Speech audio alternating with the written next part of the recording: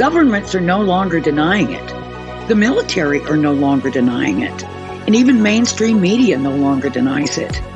They're here and have been here for a very long time. The Mutual UFO Network has been on the front lines uncovering the truth since 1969. And now we're sharing the truth with you.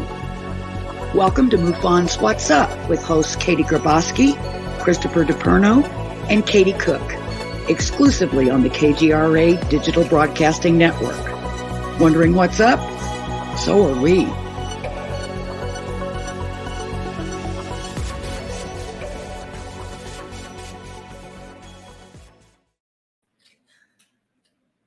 What's up, everybody? It is Tuesday night, and you're listening to MUFON What's Up Radio, the show that says discovery starts with curiosity, and curiosity starts with MUFON. Oh, look at my hair's all sticking up there. I better fix that. Brought to you by KGRADB.com. Please go to their website and subscribe for awesome content. As always, we're brought to you by MUFON, the Mutual UFO Network.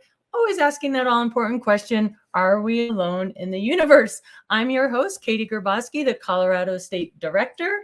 And I always like to feature somebody for the 2022 Denver MUFON International Symposium. And this week, I'm featuring Michael Schratt. He will be presenting Dark Files, a pictorial history of lost, forgotten, and obscure UFO encounters. And I just got to hang out with Michael Schratt in Las Vegas this weekend. There we are on Fremont Street.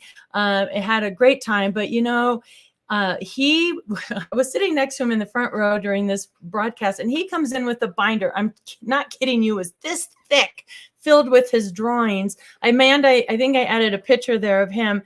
The artwork that he does on these obscure cases that he'll be sharing in Denver he brings all these cases just to life. And I'm a very visual person, and it's just amazing the work that he has done. So I'm so super excited he's going to be out there in Denver. I hope you all can join us to hang out. We have an amazing guest for you tonight. We have Earl Grey Anderson. Earl is a lot of fun, and this is going to be a really fun show. I'd like to first introduce my co-host, Katie Cook. Katie, welcome to the show.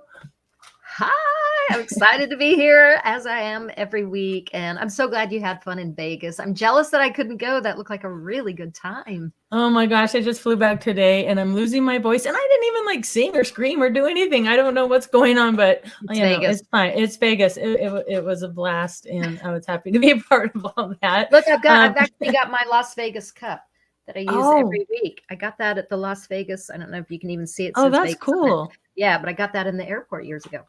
Oh, nice. Love it. I love it. Well, let's bring on the fun Chris Deperno, State Director of New York and ERT. Welcome, Chris, and Jenna and Jerry. Yeah. Hey, everybody. Hey, listen what I got, Katie. I got my Montreal cup. Of course, it's Labatt's blue. So I'll be carrying that during the show today. I'm going to need it after this show. Let me tell you. And stuff. Yeah, the world's coming to an end. I'm just interested. Oh dear. Okay.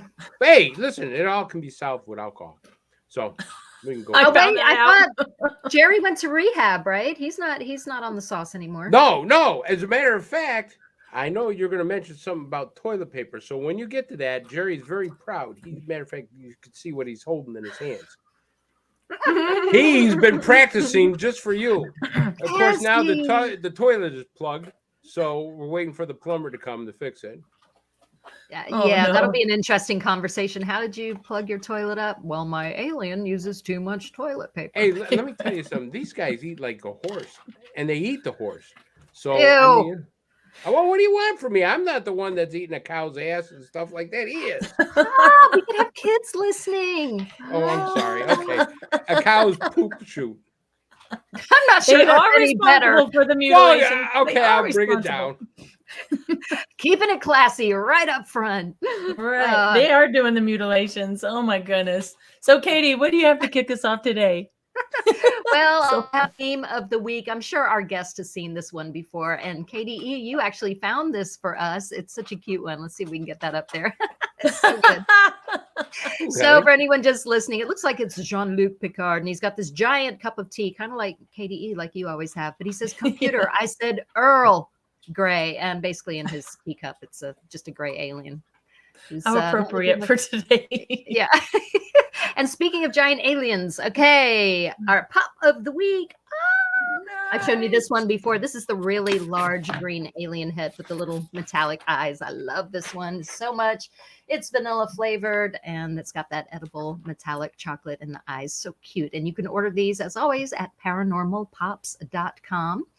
And yeah, so I found this next items for Jerry. You know, we know he's had issues using the toilet paper. I thought maybe he could use a little extra clean now and then. So I found alien bath bombs.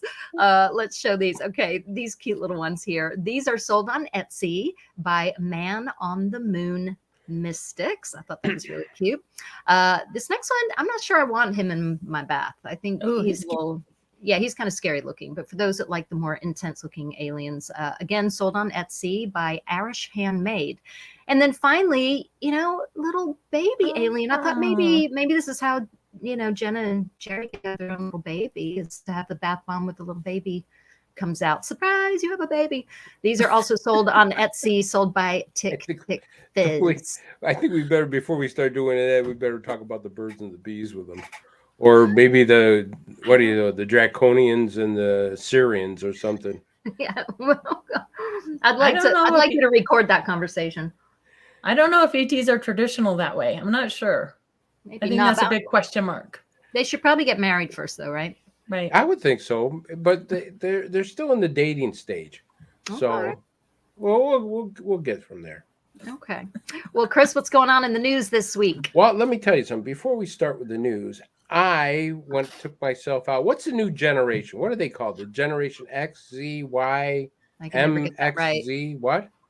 I can never get that right. Yeah. Millennials is like the last one, right? What are we on now? Let's say Generation Z. Okay. All right. So I went to talk to Generation Z and asked them, I says, what do you think about UFOs and aliens coming here to Earth? And I was able to get a response from the new generation. This is what I got. Okay.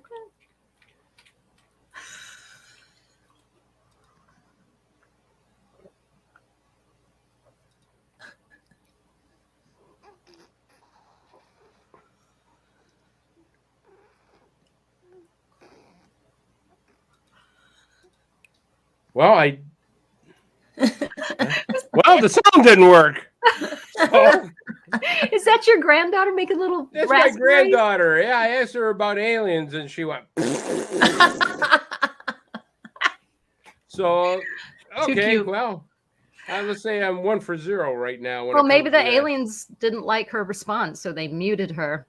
I must be. I guess that's the first time that's ever happened to me. All right, let's get to the news. Amanda, enough of this stuff around. Let's get to the news. First story. Wait a minute. Oh, this is going to be a doozy, I can tell. Well, we're all going to die. A 4 billion-year-old comet, 80 miles wide, is headed toward Earth. That's why I took up drinking.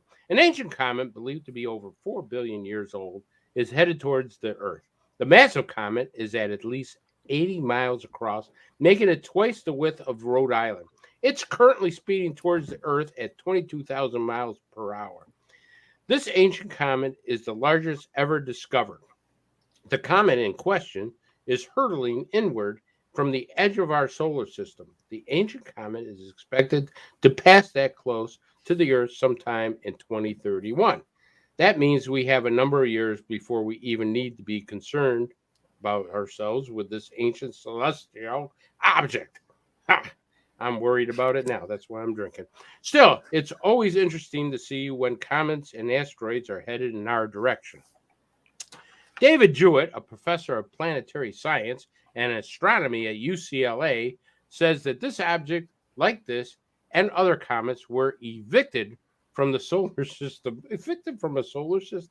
ages ago. Jewett says the comets then took up residence in the Oort cloud, I don't know this, which is a massive gathering of far-flung comets that encircle our solar system. Other comets, like this ancient comet, then orbited the solar system billions of miles into deep space, on top of making its way towards Earth. There's something else that makes this comet so intriguing. For one, astronomers say this comet has the largest nucleus of any comet we've seen thus far. They determined the size of this nucleus to be as large as 85 miles across. Folks, I don't know anything about comets, but I will tell you that's a big comet. So I can tell you we're in trouble.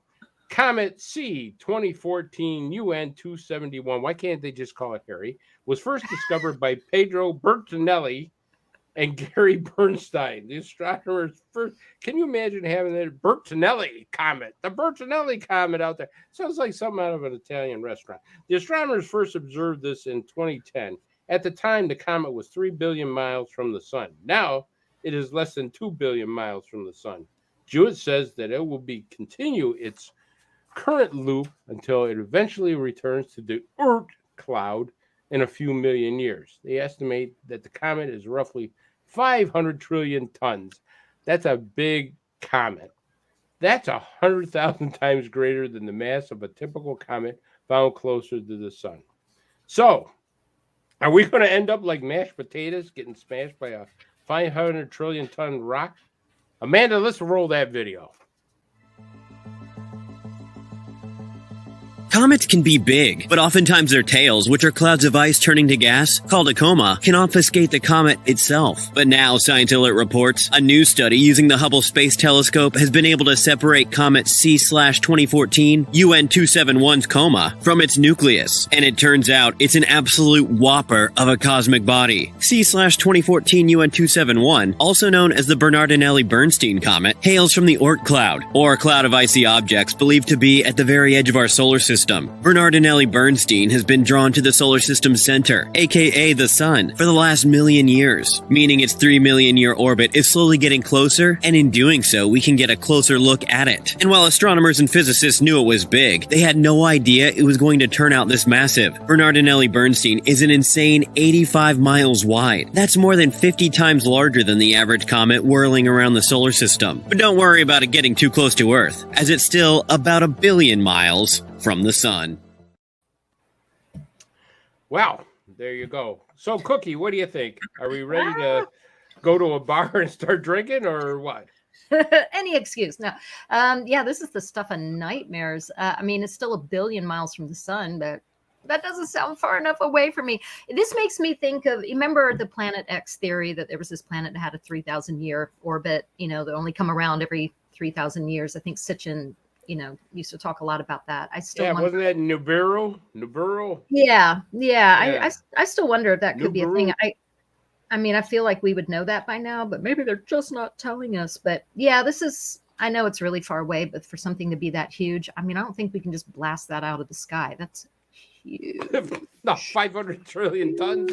No, this is just a tad little big. I don't know. I think if it hits us, we all better be sitting out on the front lawn drinking bourbon. Anyways, what do you think, Katie? Reminds me of Deep Impact. I'm going to get my shovel, my bulldozer, and start building an underground bunker. I don't know if that would help. I don't know. But, yeah, I don't think so. I don't know. Probably not, huh? I don't know. Right. Ant people survived underground. Yeah. Scary stuff. Yeah. Underground? Where are you going to go underground? It's 500 trillion tons. How are you going to dig all the way to China and keep going? 500 trillion tons. You gotta try. It's gonna make a small hole. You gotta try. I'm with you. You gotta try. Gotta try. All right. Enough with that story. Let's go on to the next one. Hopefully all right, Amanda, here we go. Scientists invented a strange device capable of seeing multi-dimensional beings. Here we go.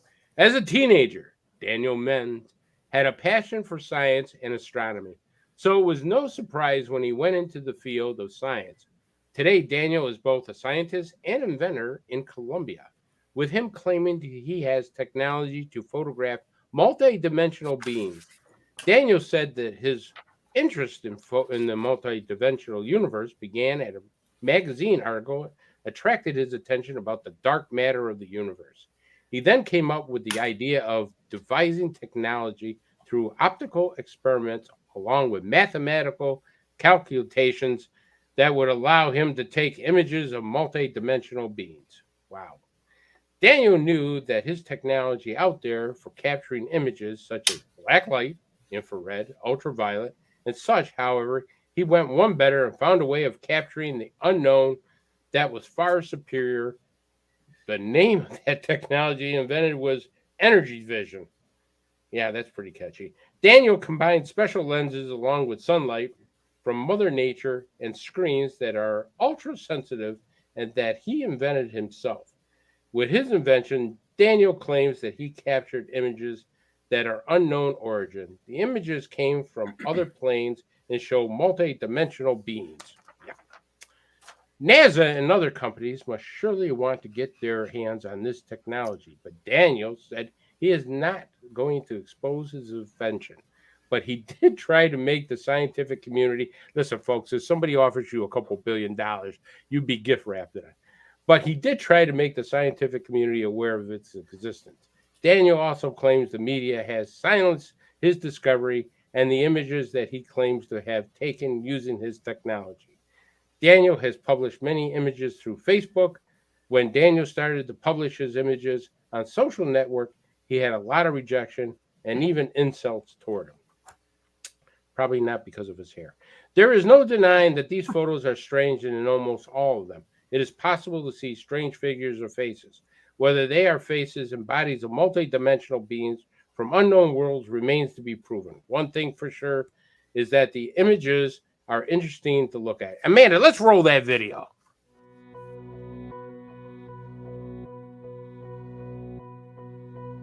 Hey, what is going on, everyone? This is your boy Say One History on the Awaken Show, and I want to talk to you today about a man by the name of Daniel Nemes.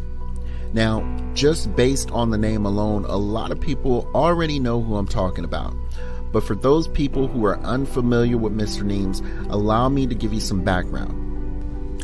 Now, Mr. Nemes is a Spaniard currently living in Colombia. As a teenager, he has always loved science and astronomy, so it was no surprise to his friends when his vocation took him to the field of science. Currently, Nemes is a scientist and inventor, but this inventor may have stumbled onto something not of this world. Nemes says he has invented a technology that can photograph multi-dimensional beings. He also says he became fascinated with the idea when he had read a magazine article related to dark matter in the universe.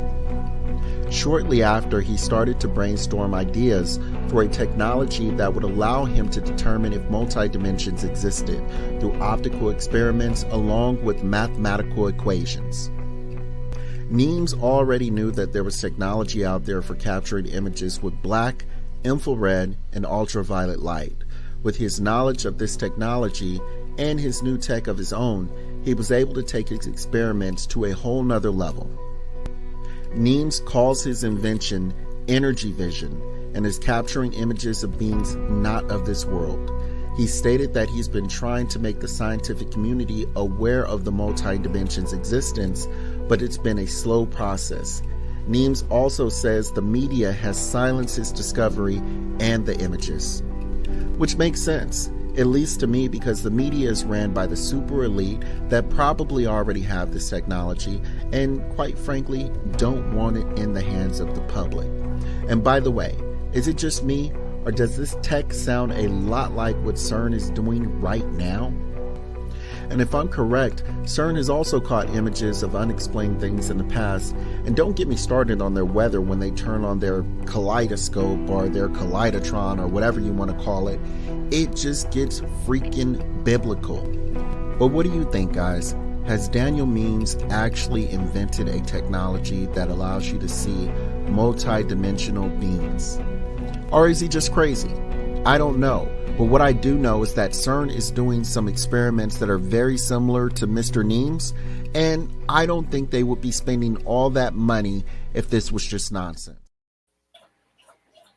Well, I don't know either, but I'll tell you, this stuff works. I did this meditation thing, and I was able to see some multi-dimensional beings. I was able to capture them. Here's my first one. Yes, I caught him staring into my window. What are you doing? And I got to tell you, at first I thought the second one was my wife, but it wasn't and stuff. But let's get to the second one here. There we go. You're in so much trouble. Every week I try to save you. Every week. I know. But I got to tell you, the third one kept me up for 3 days. Oh, I got to tell you, this is one of the most scariest ones I ever saw. Of course, I'm going to be thrown off the air after the producer sees this and stuff. So anyways, Cookie, what do you think? Oh my God, Bill is going to kill you, our lovely producer. Okay, it was interesting that he tied CERN in at the end. You know, if you go to CERN's homepage, it says, "What is the nature of our universe? What is it made of?" I mean, they're definitely trying to figure this stuff out too. I do think photographing multi-dimensional beings is possible. This is probably the story that would make me want to drink. But it reminded me, did you guys ever read The Secret Life of Water by Masaru Emoto? Yeah. So for anyone who didn't read it, I highly recommend it. The scientists photograph ice crystals, and you know, if you feed it negative energy, even taping a negative word on a bottle of water can, you know, and then freezing these crystals, they're like disorganized, they're ugly. You do the opposite, you know, with good intention, and you make these perfect, beautiful snowflake looking crystals. So I just looking at those images, it just made me think of that because everything I saw there looked pretty negative to me. I mean, maybe it's just what I've been fed through movies. I didn't see anything smiling, I can tell you that. It looked pretty scary. Yeah. It's fun to play around with that, Katie. I actually did that. I read that book and played around with it with the sand in the tray, and you put the tones and it shakes and vibrates and it creates beautiful, almost like, I don't know if that's part of the crop circle phenomenon also, but I don't know. It's really interesting things. And he's not the only one doing that. There's actually, you know, he's a Facebook friend of mine, but he calls it bent light photography. And it's that same kind of concept where he's bending light and going into different, you know, waves of, you know, the night vision and the different spectrums of light, I guess. And he's capturing very similar things. Now, I know with that, what is it called? Parabolia, that we can make faces out of everything. Yeah, that. Thank you. So who knows? I think, you know, let's go for it and try to figure this out. I think it is possible too, if we just keep pushing it. So I'm excited that people are experimenting with this stuff, honestly. Yeah. I agree.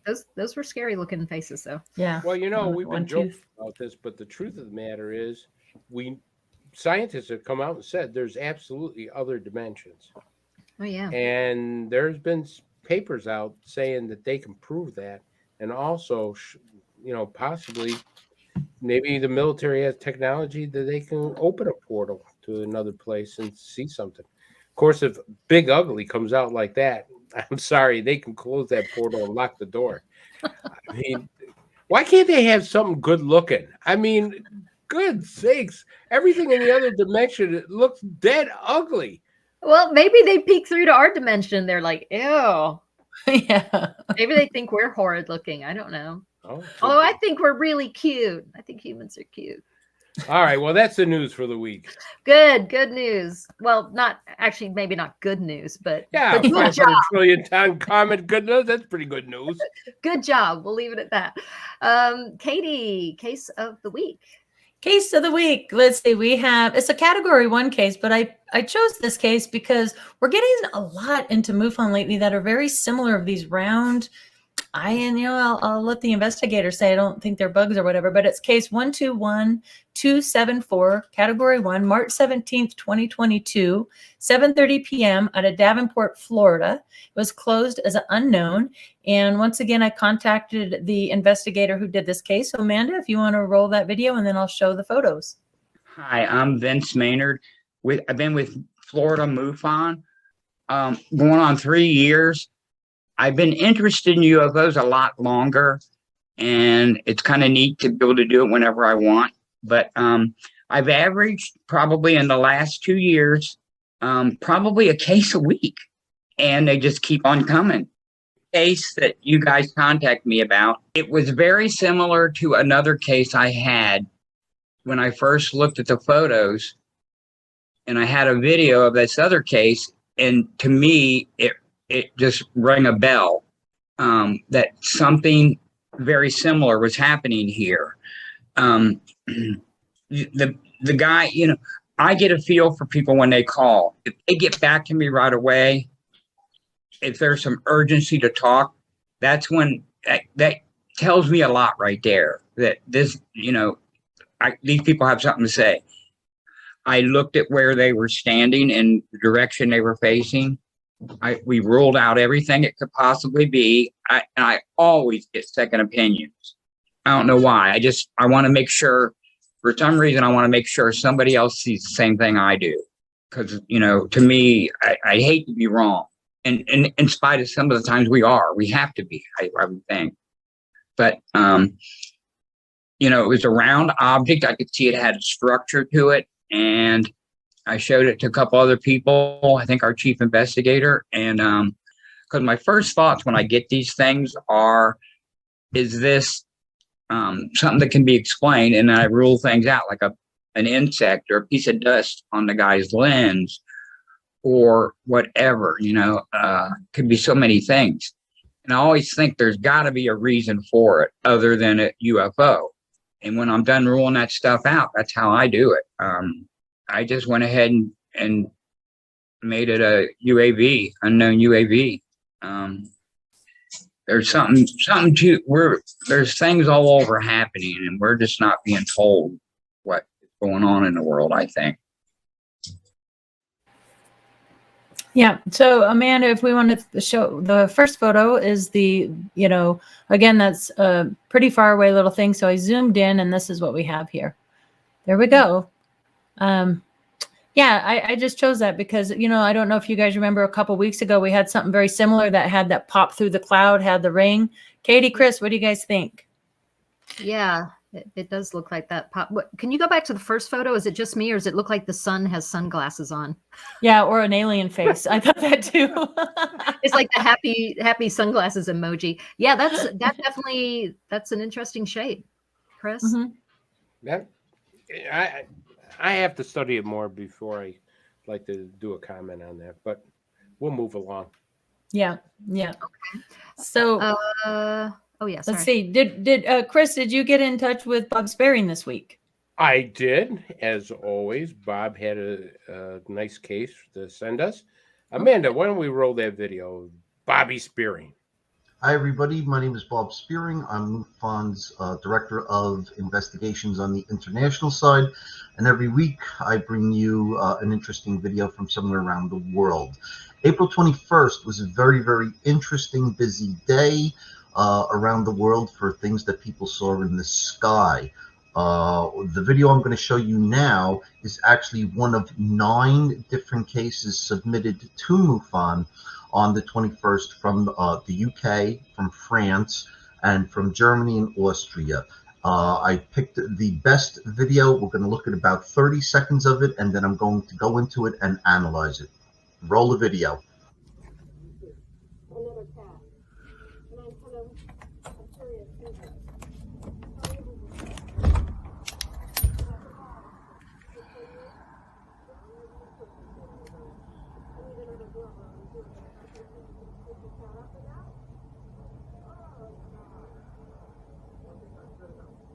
What the bloody hell's that?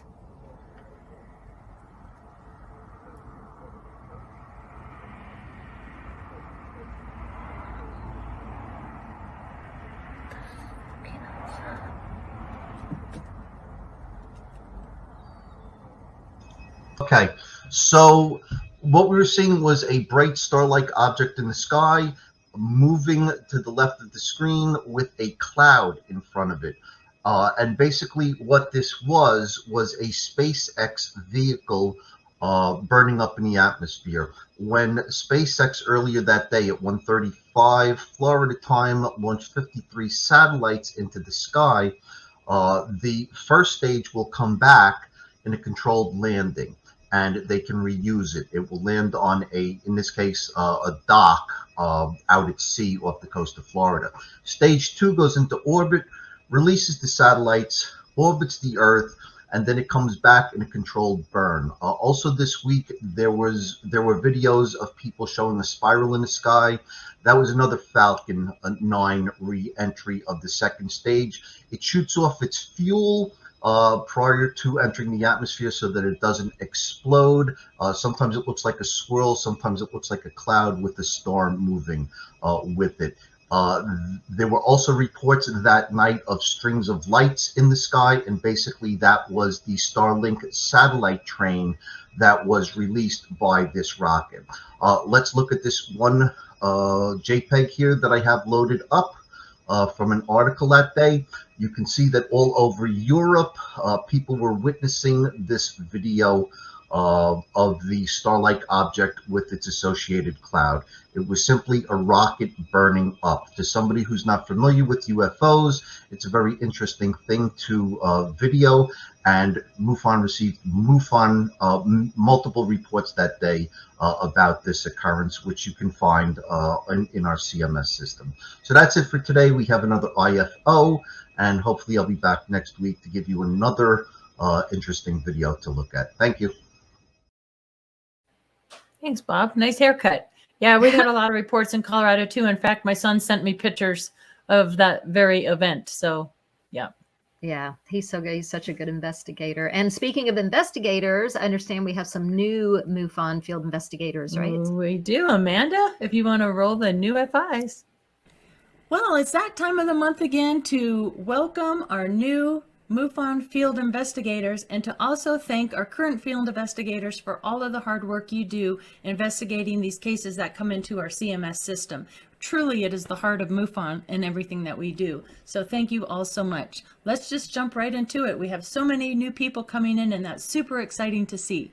So congratulations to new field investigators. We have Austin Phillips out of Texas, William Rucker out of Texas, Michael Sneen out of Southern California, Sandy Schultz out of Maryland, Joseph Donaghy out of Massachusetts, Anthony LaFemina out of New York, Donald Nepper out of Maryland, Frank Schesinger out of New Jersey, Ford Fitch out of Arkansas, Megan Grunza out of Texas, Candace Sams out of North Carolina, John Holleran out of Arizona, Mark Krishner out of Connecticut, Jackson Sisk out of Illinois, James Spear out of Australia, Carlos Argensoni out of New Mexico, Austin Chase Cummings from Michigan, Stephen Worthington out of Puerto Rico, Richard Taylor out of New Mexico, Robin Perot out of Vermont, Tony Gianfrido out of Massachusetts, Linda Thompson out of Virginia, and Monica Ginfaldoni out of Italy.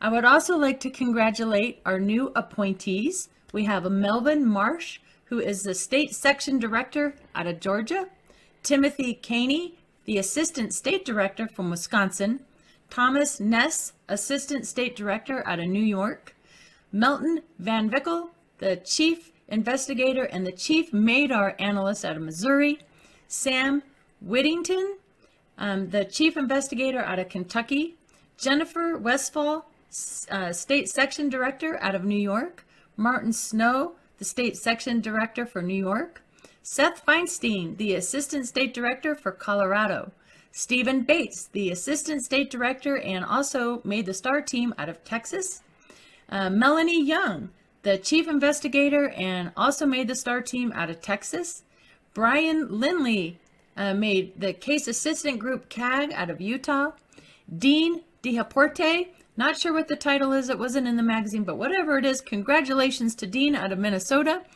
Paul Eno, the ERT consultant out of Rhode Island, Alex Tusia made ERT in Colorado, Charlotte Simmons, ERT in Illinois, Andrew Simmons, ERT in Illinois, and Christopher Harmon, ERT in Illinois. I'm so glad to see so many people get involved in the ERT, which is the Experiencer Resource Team. So congratulations to all of you new field investigators and all of the new appointees. Congratulations, and we will see you next month.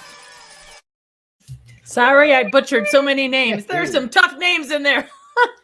Now you know how I feel. I know. I thought about you, Chris. I'm like, oh boy. Anyway, congratulations, all of you guys. It's great to have you on board. Hey, Speaking of field investigators, ERT, and MUFON, I think now would be a great time to bring on our guest. What do you guys say? Perfect. All right. All right. Let me read Earl's bio. Earl Grey Anderson is MUFON State Director of Southern California and is an active member of MUFON's ERT. Earl will be heading up all of the Experiencer events and panels at this year's MUFON Symposium in Denver. Earl has personally investigated over 700 UFO reports and specializes in experiencer and high strangeness cases. He has appeared on multiple radio shows, podcasts, and TV shows such as Unidentified with Demi Lovato, the Travel Channel's Storming Area 51 special, and the season finale of Motor Trend Television's Motor Mythbusters Cars vs. UFOs. Earl teaches an accredited course in ufology at Los Angeles' Otis College of Art and Design. He was stuck in traffic just today coming back from there. A native of Southern California, Earl is also known as a published singer, songwriter, guitarist with 3 CDs under his belt, a recently retired nurse, having finished a 36-year-long stretch of caring for quadriplegics and vent-dependent patients. Earl dotes on his 3 children and 3 grandchildren and lives happily with his wife, Lisa. He has 2 cats, Gigi and Thor. Welcome to the show, Earl. It's so great to have you on. Hi, how are you doing, you guys? It's good to be on too. Look, I brought my little guy. He's all set for Mardi Gras. Actually, came back from Mardi Gras. So he's been drinking too, probably. I don't know what he exposed to the parade to get these beads. That's what I was going to ask. Yeah. Those are some good beads. Yeah. That's funny. Hey, I want to jump in and ask you about that Motor Trend Mythbusters Cars versus UFO. What the heck was that all about? I find that fascinating. That was fun. That was fun to do. Well, I always used to watch Mythbusters, and it's kind of cool. The prof that I teach my class with over at Otis College was the original Mythbusters girl, is Heather Joseph Witham, PhD and a folklorist and very, very smart and knows that UFO phenomena is a very real thing, which helps in teaching the class. And but anyway, I received the the request through the MUFON office. I'll sometimes get media stuff through them. And they needed a UFO expert for a show where they wanted to use science and kind of by rote, they went through all the various UFOs interactions with cars, particularly in Steven Spielberg's Close Encounters of the Third Kind, which was based on actual cases.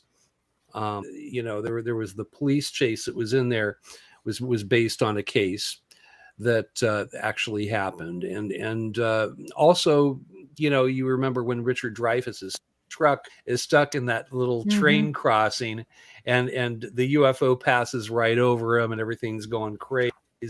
And they were able to reproduce that whole scene using both by using like an EP. They sent an electromagnetic charge at the car, a pulse. That didn't stop the engine, but it did some weird things to the radio and other things. But then they used an electromagnet that just lifted everything up to the ceiling, and it more or less recreated that scene. I'm not sure exactly how Spielberg did it in the film, but it was pretty impressive to see in real life.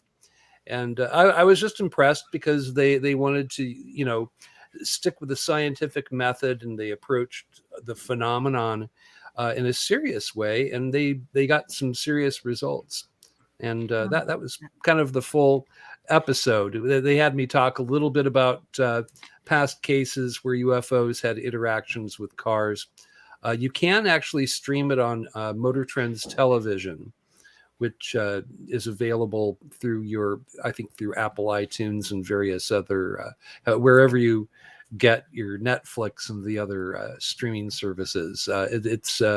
You can just play it and stream it whenever you want. So there you go. Yeah, that's awesome. Something about that with all the anomalies with the cars and stalling the motors and all that, that was a big phenomenon in the 70s and into the 80s. And that seems to have gone down. Do you have any thoughts on that? Why that could be? We don't hear it so much anymore.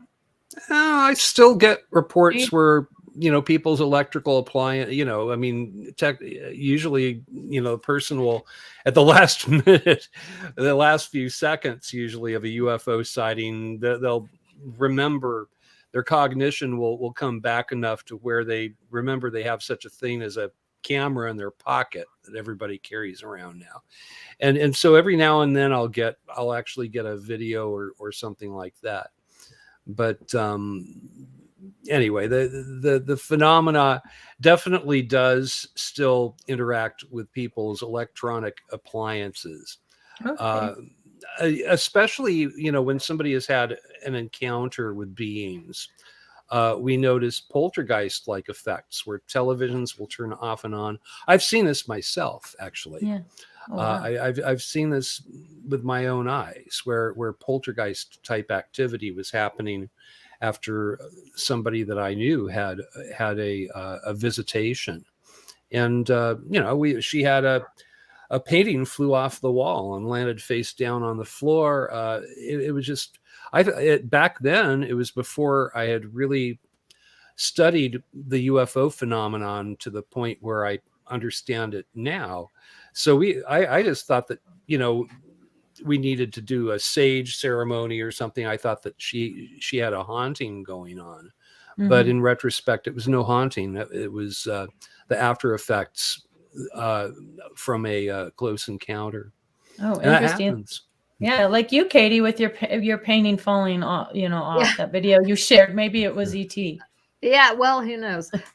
So let's carry on with that paranormal thought then, because we talk about this. I feel like almost every single week on this show, it comes up that there does seem to be that connection between contact and experiencers and just general paranormal activity. And we always talk about it in this kind of chicken or egg way. Did the person have contact because they've always had this thinner veil around them, or does contact trigger this? Like, what are your thoughts on how this could go hand in hand?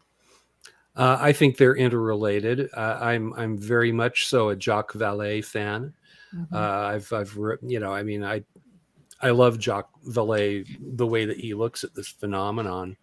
My friend Renario Hernandez, who runs the free group that Edgar Mitchell started, his new book is coming out. His first book was Beyond UFOs, and he talked about a lot of the phenomenology that happens around close encounters. The new book that he's just about to publish is going to be about the effects that people experience around this phenomenon, and he's seeing it as a spectrum. It's just like the electromagnetic spectrum, where you have radio, visual, sight, infrared, and, ultraviolet, and all these different layers to it. It's like a little miniature universe, but it's all one thing.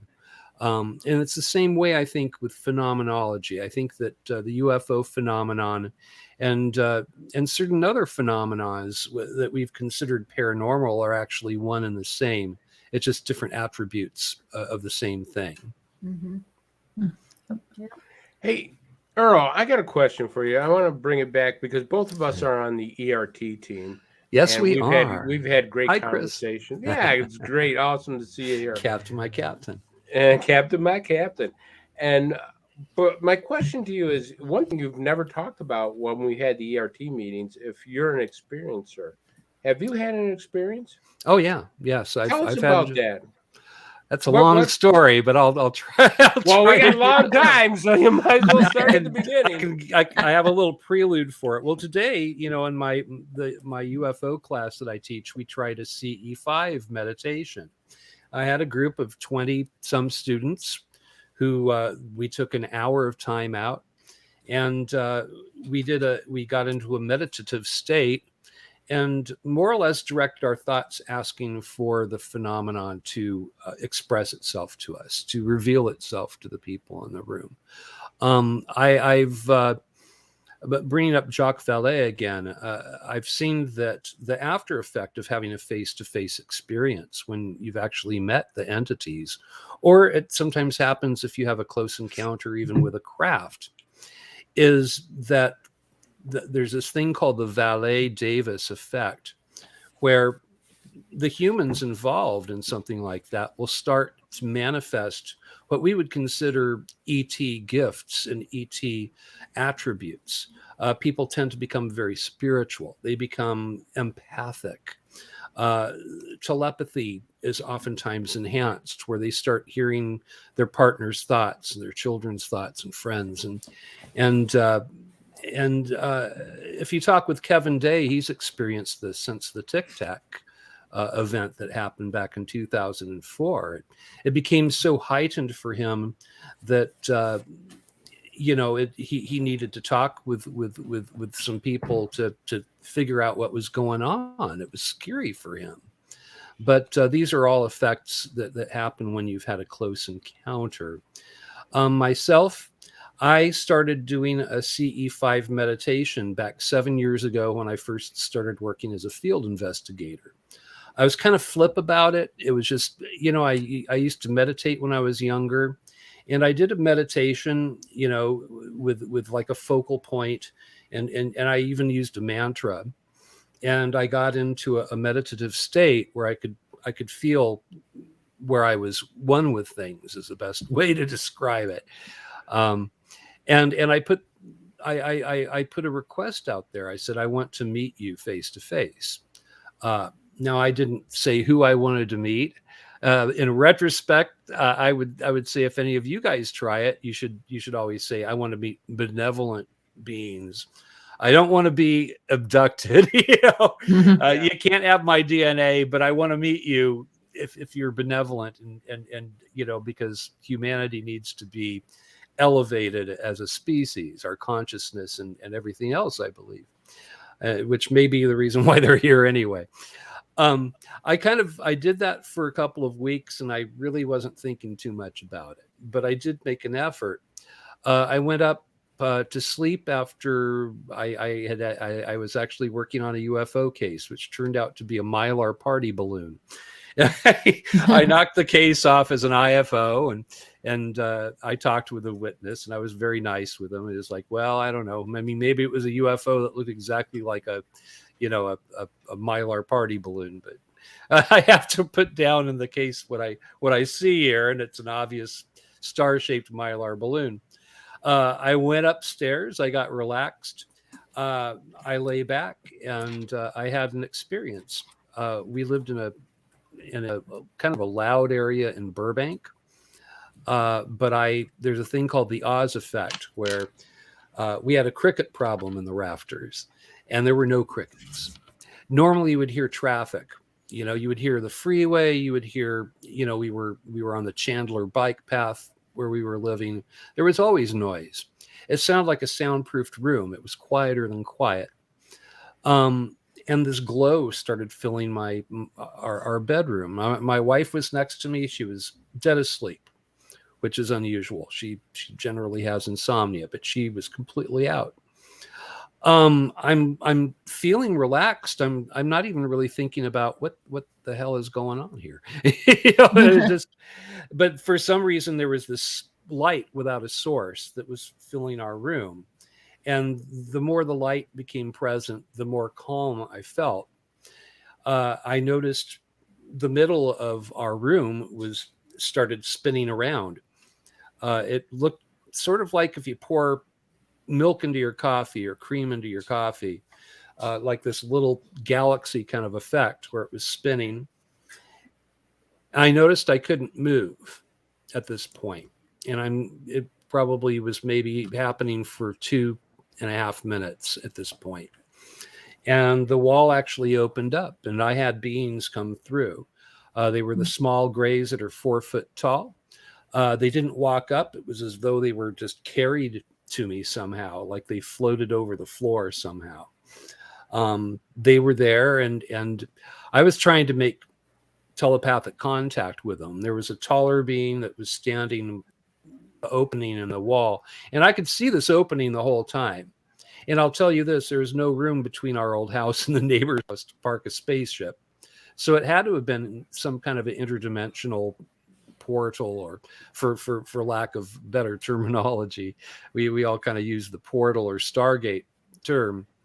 Mm-hmm. They took blood from me, and they took what energy. I'm not sure if it was the same thing, but it felt like life force coming out of me, and I wasn't being contacted telepathically, and I was really scared. At this point, I'd read enough literature. I think I had read Intruders by Bud Hopkins at that point and a couple of other things. And usually people will receive a calming message. For me, it seemed like the beings that I had were all business. They worked like a surgical team. And it was scary like that. I don't know whose dogs are loose. The dogs were scared. Well, that was pretty much the reaction I had. But, here's the thing, now I took care of quadriplegics for many years, and suddenly I was rendered a quad. And the only thing I could really do was breathe and move my eyes. I couldn't shout. I wanted to shout. It took maybe 10, 15 minutes. They got what they wanted. They left the same way that they came in, through the wall. The wall closed up. As soon as I could, there was still light in the room, this ambient light with no source. As soon as I could move, I was like yelling. I was yelling and screaming. Now my wife, she kind of goes along with stuff. I had become a MUFON field investigator, and her reaction to this was, oh my God, you're hanging out with these crazy UFO people, and now this has happened. What do I have to look forward to in the future? Was the attitude, and I just kind of curled up. She wasn't having it. She didn't believe me. 2 nights after, my wife has shaken me awake.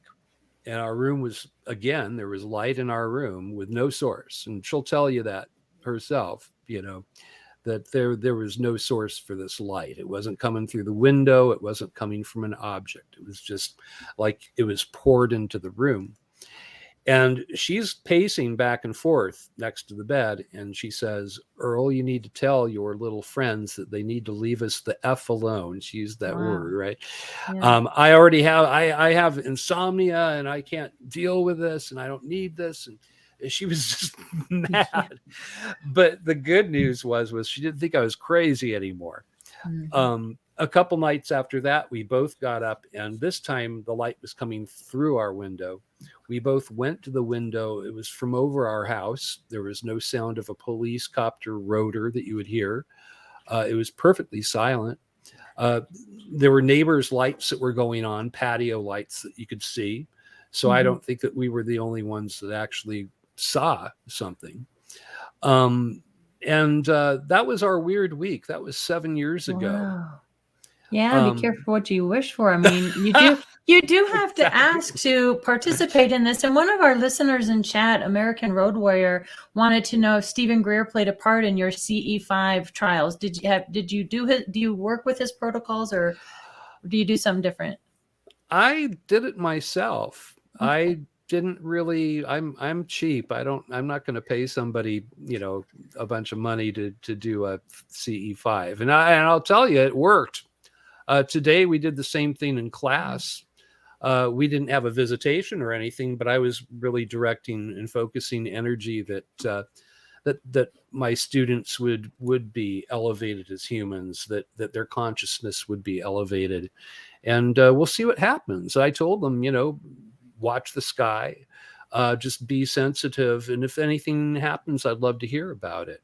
Yeah, it's so important to make sure that you surround yourself in that positive white light, and that you set the intention out there not to invite anything lower vibrational or lower energy in there. And we only have a couple more minutes to break, but I just wanted to make a quick comment too, that, what you spoke about, and I hope we can continue this discussion after our break also, that the late Dr. Leo Sprinkle, PhD, worked with experiencers and contactees for almost 4 decades. And he saw that same sort of trend, that spiritual awakening, that mission or purpose, and it can start somewhere that's fearful and scary.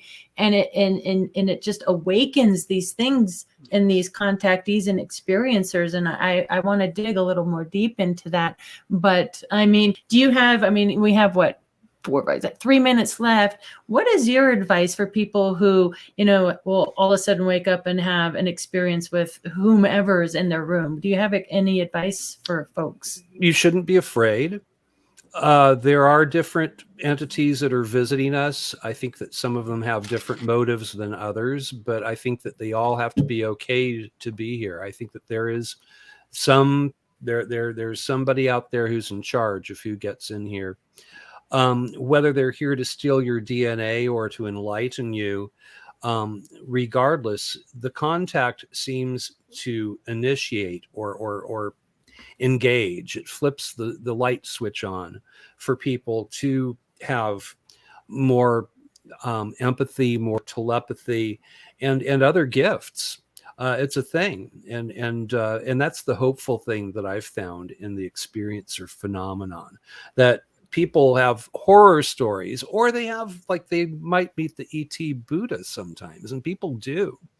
Sometimes scary looking creatures, the praying mantis creatures are the ones that are very compassionate and the most telepathic is what we've found. But, a lot of it just has to do with attitude.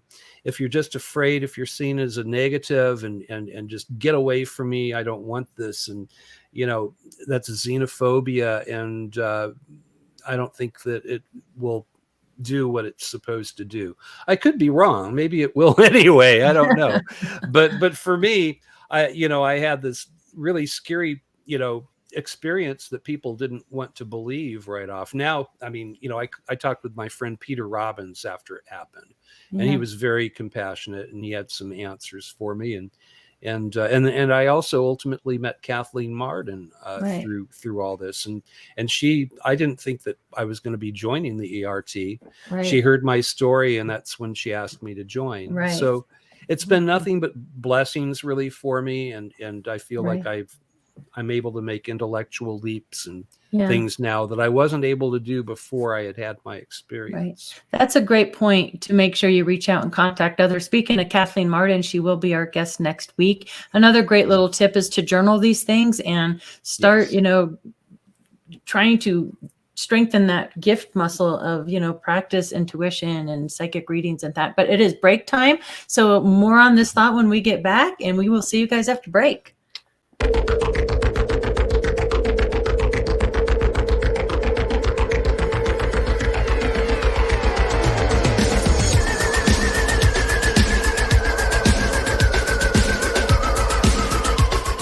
Hey members, the new KGRA DB app is now available on iOS and Android devices.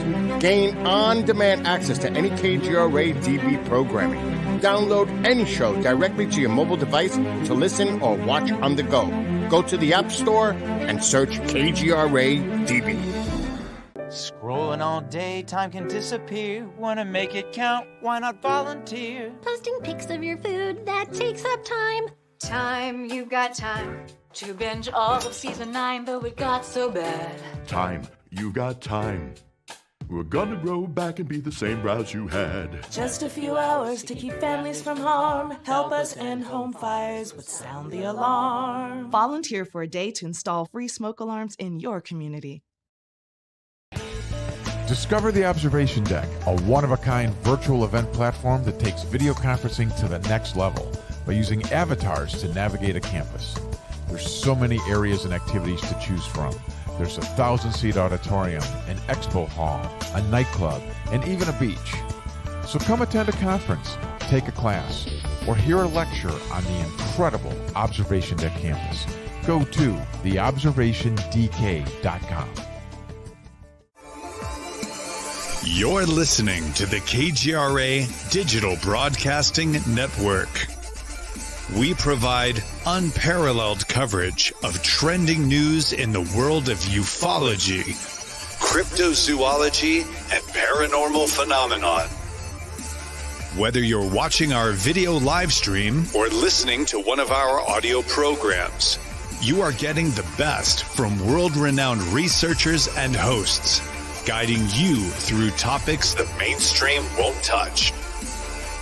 Miss one of your favorite programs? No problem. Head over to the members area at kgradb.com for access to our massive library of award-winning content. Make contact, stay connected, only at kgradb.com.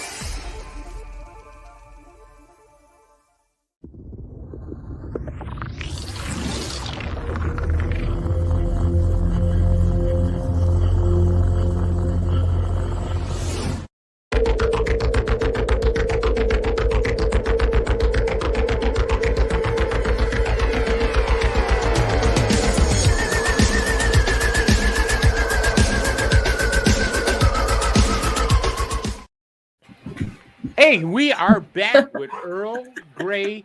What are you guys, Swami or something? I'm telling you, I know you guys must be smoking some ganja before the show. Busted. We're busted, Sam. Anyways, we are back with Earl Grey, the man Anderson, who I love and adore. He's a great guy. Earl, I gotta say before we get into the question, I gotta say I'm a little worried about the CE5 conjuring up these creatures because, I'm not that lucky of a guy. I probably get a reptilian and he want to look at me as like a rump roast or something like that. I just can't. I can't see that. My wife passed me a note and say, "Please teach me how to have you abducted." So I will. I gotta tell you, she's not allowed to listen to these shows anymore. So I will tell you this: you are not allowed to talk to my wife because I don't want her to know how to get me abducted. I like it here on planet Earth. All right, let's get with the thoughts. All right, so there's many reasons why we're being visited. Everybody's got an idea of why we're being visited by aliens and stuff like curiosity, scientific reasons, food for the farm. I don't know. But Earl, you've been studying this for so long. I'd love to find out your thoughts of why they're here and what do they want.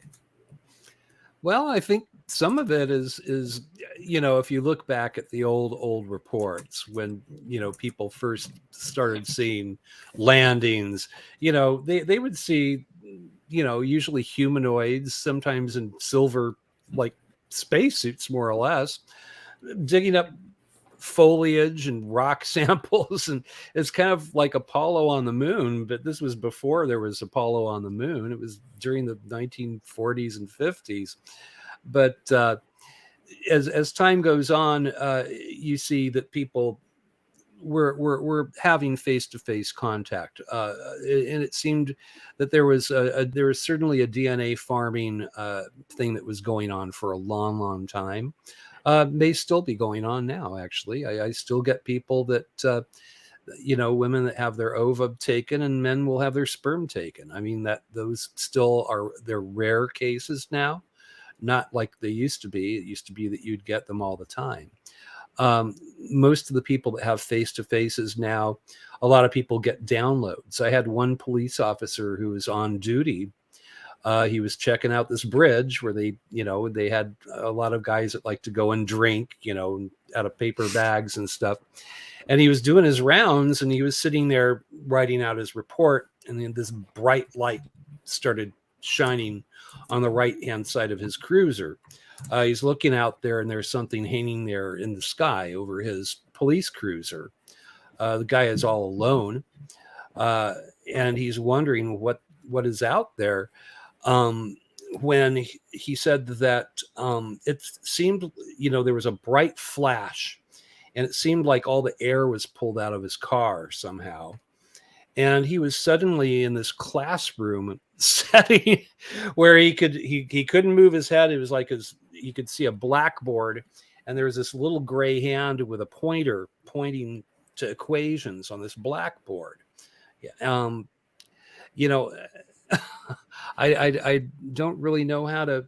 I mean, this guy was on duty. He's a decorated cop. He's respected, and he got some blowback from his fellow officers. Really? Yes, because he did tell them what happened. It's like leave it to you to get abducted from your squad car, but he got these downloads. They happened for over the period of a month. And then it would happen. He would fall asleep at night. And again, it was like going to school. You'd go to sleep and there was this thin, four-fingered hand with a pointer that he believes was teaching him about 0-point energy. He spoke with a physicist friend and he what he could remember, he was writing out. This guy said that he was a D student in math. Wow. But he's suddenly, on the level of an Einstein or Stephen Hawking or something. The next Tesla. Yeah. Well, a month went by and then it stopped. And that's when he got a hold of MUFON. He said, well, I want to get what I learned back.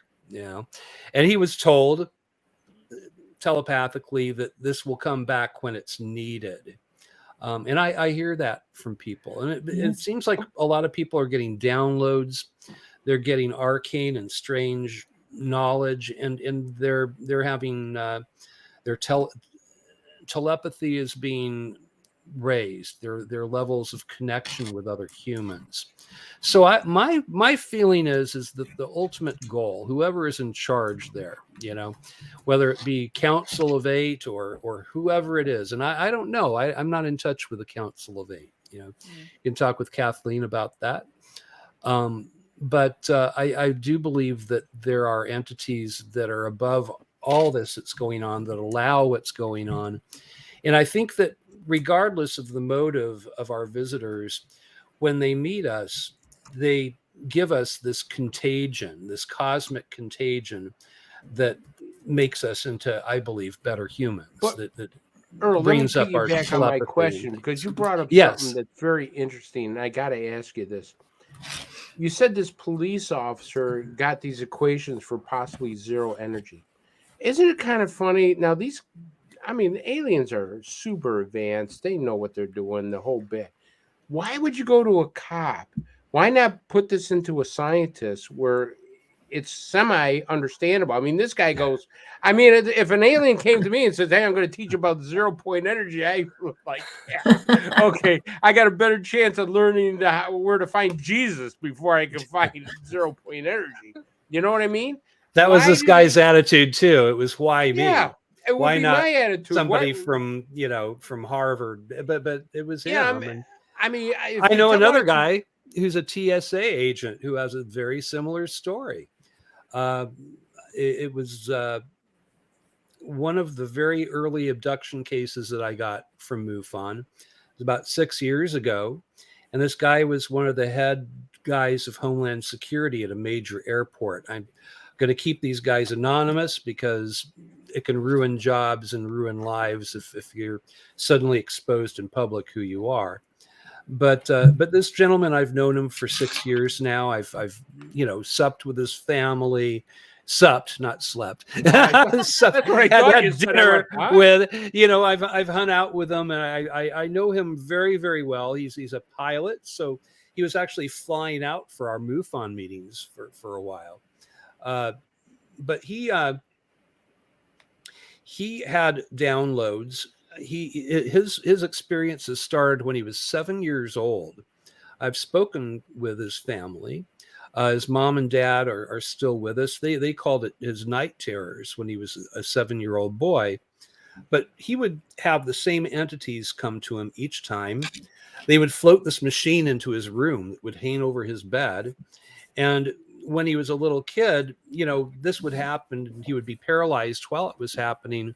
When it was over, he'd be screaming and yelling, and there was no way to console him. Now he's in his, I believe, his early or mid 50s, probably. Family man, very much respected. And he was the head of Homeland Security for a major airport here in Los Angeles. He still gets visits. They've slowed down. They happen quite often, at least once a month when he was young. But it's almost like a tune-up, he says, that he feels like they're coming. And maybe it's, for me, I've had, since my initial experience, I had a couple of UFO sightings. They both seemed to be teachable moments for me, like I was being shown something, not like they were doing an air show for giggles. There was definitely something that they were trying to teach me about space time and the nature of our reality. And I think that the initial experience I had opened me to that. But it seems more like, I think that the scientists are being contacted, people like Ari Loeb, who really risked his career He is a Harvard guy, I believe. He's Harvard, I believe. He was a scientist that talked about the Oumuamua object, which was another. They wanted to call it a meteor, they wanted to call it a comet, but it didn't act like a comet. It didn't act like a meteor. When it got close to the sun, it accelerated the opposite direction they were expecting it to accelerate, and it started accelerating towards the sun. And normally with a comet, it gets closer and it starts outgassing and it goes the opposite direction. The thing was shaped like this large, a large cylinder. It was sort of like Arthur C. Clarke's Rendezvous with Rama novel, if anybody out there likes science fiction. They almost called the object Rama, but they went with the Hawaiian Oumuamua. But I think scientists are being contacted. There sure are a load of them. I know them myself. We just heard from one guy in the ERT meeting who was working over at Skinwalker Ranch. He was an excellent scientist. And so that's happening too, but I think it's happening all over. I think that it's a species-wide thing that's going on here.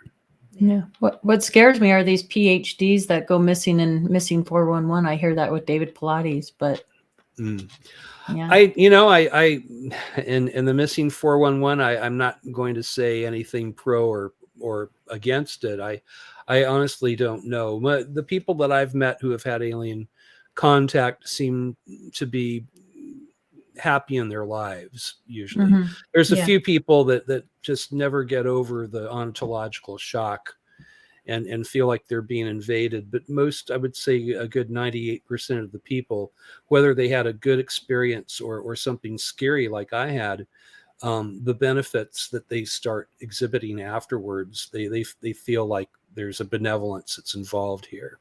Yeah. Yeah. Ontological shock. That was a John Mack.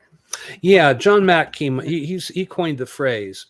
It's when your sense of reality is pulled out from under you like a rug. Yeah. And that may be the main reason why they're doing this, that we think in certain very limited terms. We think inside the box so much, and there's no magical realism in our world. But if you look at quantum physics, it's like magic. It's crazy. Every point in the universe is connected. And that's how telepathy works. That's how, apparently how faster than light speed travel works, according to Ben Rich from Lockheed. But that sounds like magic. It sounds like something that alchemy. You would hear it from a guy in a wizard's cap. But that's what science says. Yeah. But still, the public, we're still back in Newtonian physics. You drop a rock, hits the ground. If you fall, you skin your knee. You need a Band-Aid, and that's it's just very cause and effect. Whereas the universe is different from that. It's not so cause and effect as we think. It's kind of all one big mishmash. Yeah.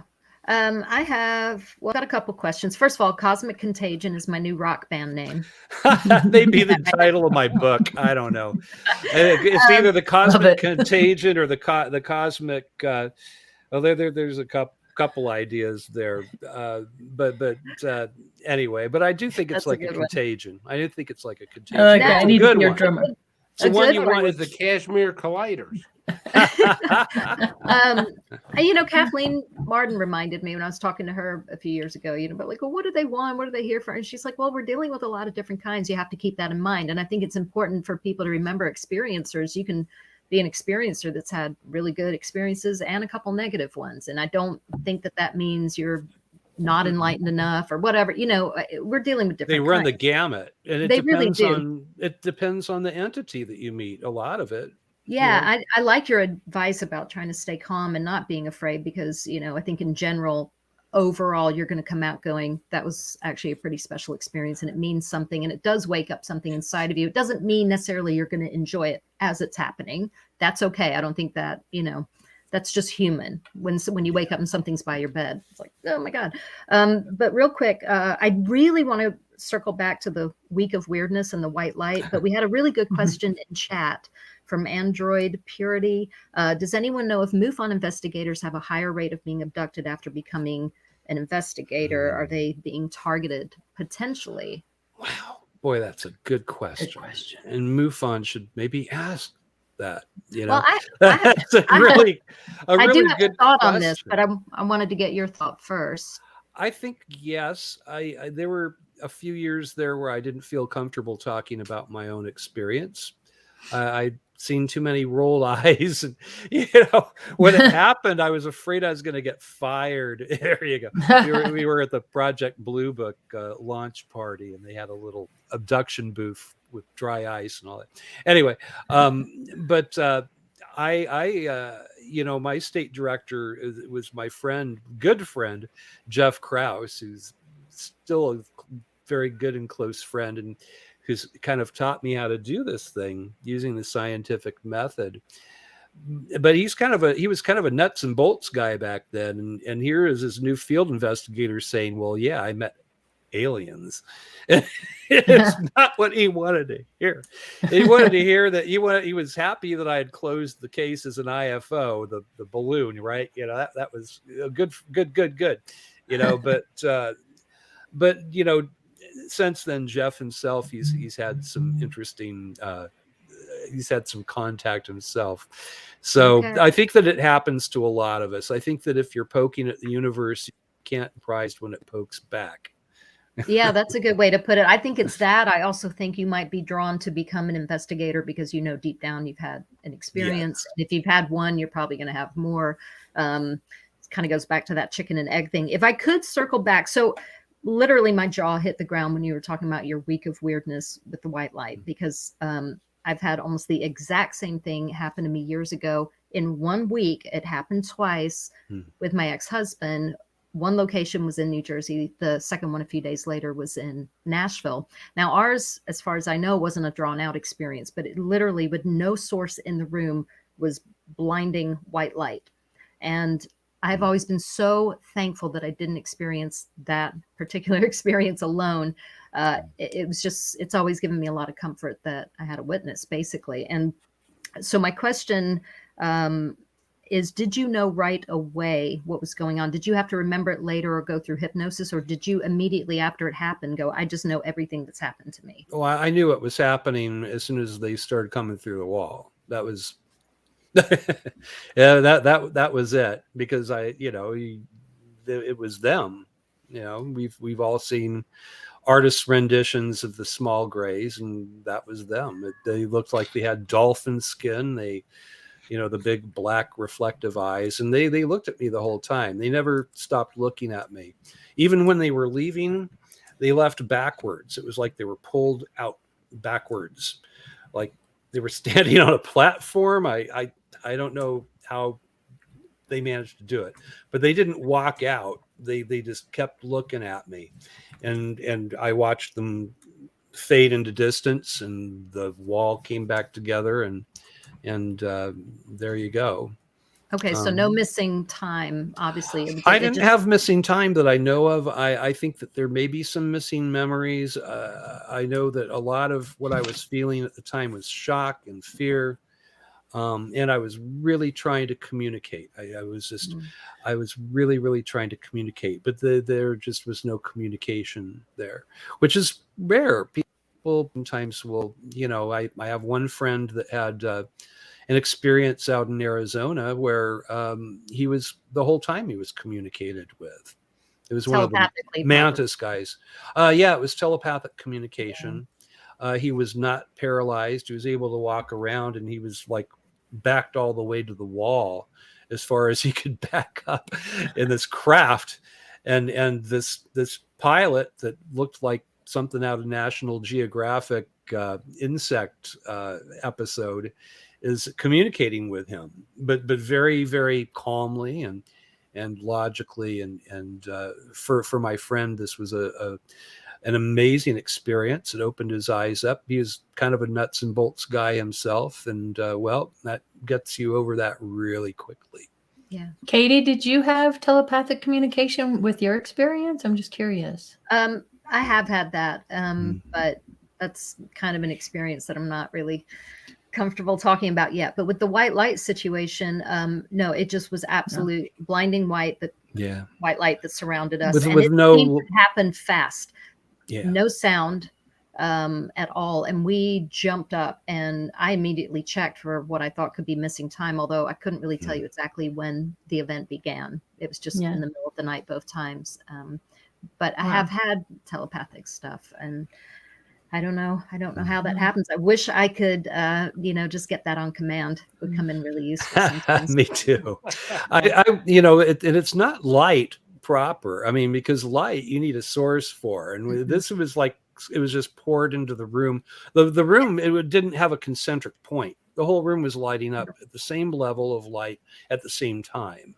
Yeah, I always say I'm not sure I could have seen my hand in front of my face. It's like every little atom was the light. I don't know any other way to explain it. But like you said, it wasn't that there was a source. It was just the light was everything. And for all I know, we were light for a moment. It was like it was just all encompassing. They had one sighting at Skinwalker Ranch where one of the guys actually jumped into this pond that was there because it was so bright he could actually see the bones in his hand.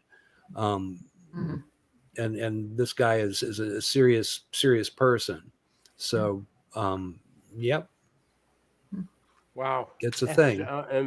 Katie, what a great question that was. Yes, I mean, I'm just absolutely amazed because these things are real. They're happening to people all over the place. And, it's very hard sometimes, as you know, Earl, to get people to talk about it. But here I'm going to move into a different direction. So I truly believe it. You truly believe it. Aliens exist. They're here. They've been around. But are they here? Are they on the planet Earth? Are they walking around us? A lot of famous scientific people have said yes.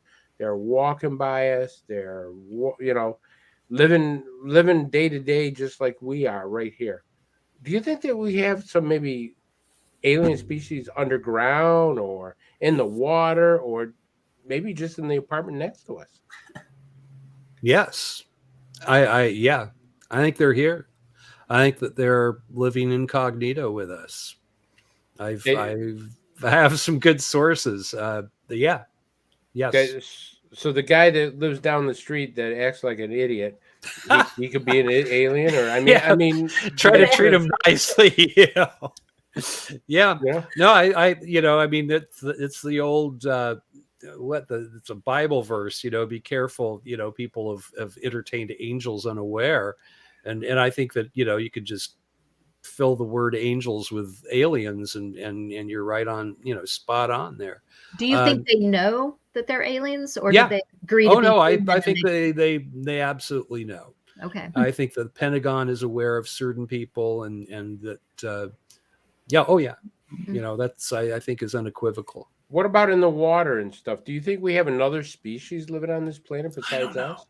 There's certainly a lot of stuff going on off of Catalina Island, whether it's underwater species or if they're just hiding down there. I couldn't tell you. I don't know anybody that's seen a being so far that has been connected with a Tic Tac or any of the things that have been going on there, but we keep getting cases off of Catalina Island. I had one that I cross-checked with Kevin Day. I gave him the coordinates of this one sighting that we had by a commercial pilot of this gold ball that came out of the ocean and was doing like this crosswise dance in the sky, and then shot back down into the ocean, shot back up out, and then like split through the atmosphere.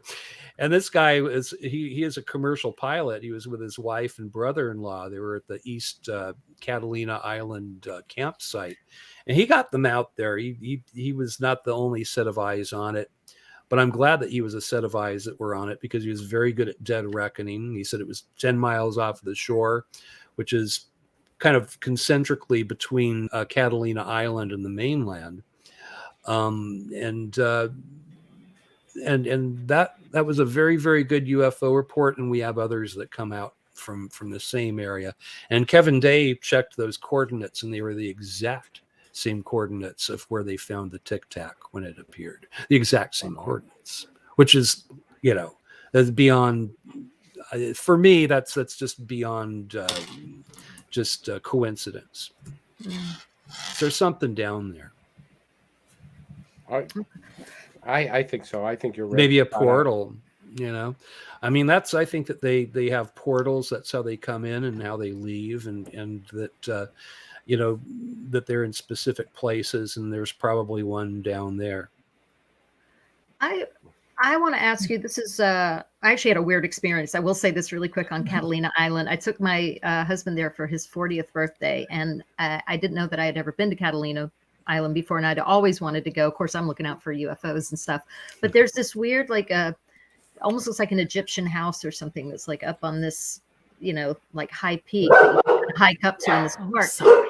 And the weird thing is, I got in there and I was like, my God, I've been here before. I felt so much like I had lived in this place. It was, and I do believe in past lives. I do have memories. Sometimes I'm just like, where is this coming from? But I don't, you know, I don't know. I'm a little on the fence if that's real. But I had this like really strong memory that I had been there before, and I was freaking out about it. Anyway, I said to my mother, I was like, you're not going to believe this. We were on Catalina Island. I swear it felt so familiar being in this like Egyptian, you know, place. And she was like, oh yeah, I took you there as a baby. I was like, oh, I didn't even know. I love it. So maybe I that was a memory. Wow, like an actual from this life. But I was like, maybe I was Cleopatra.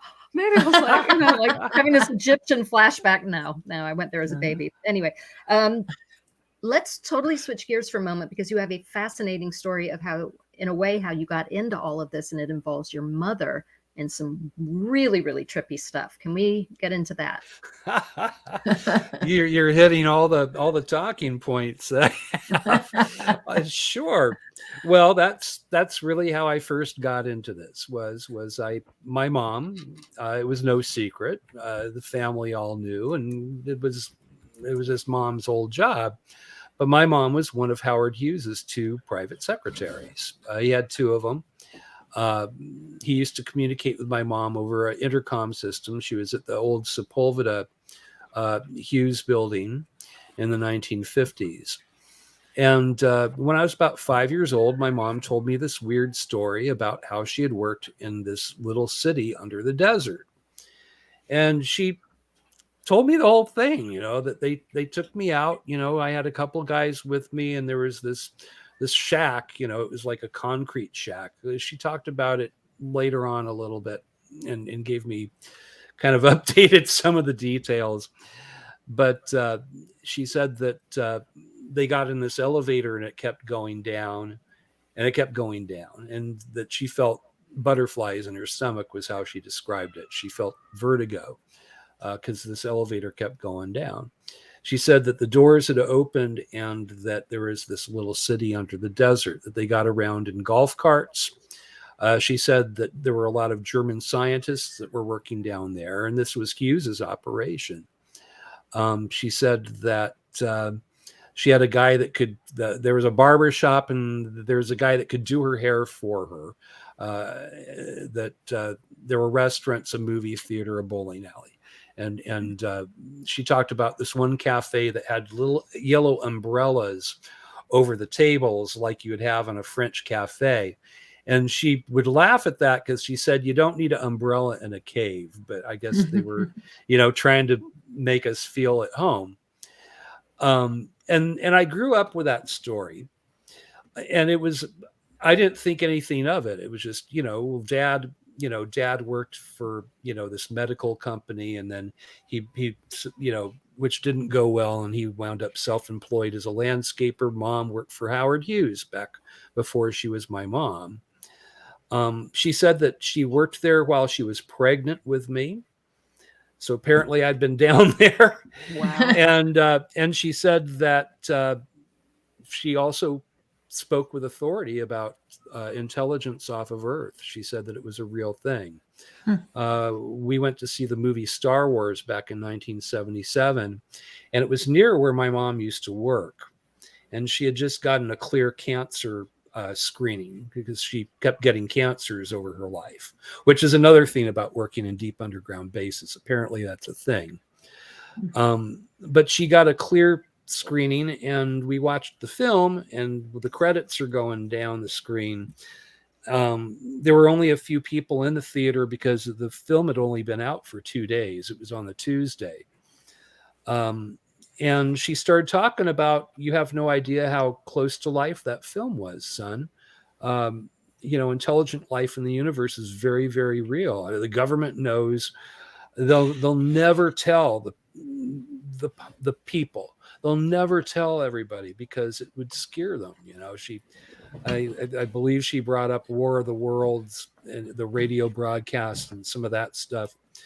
And if I ever get hypnotically regressed, I want to go back to 1977 so I remember every bit of that conversation.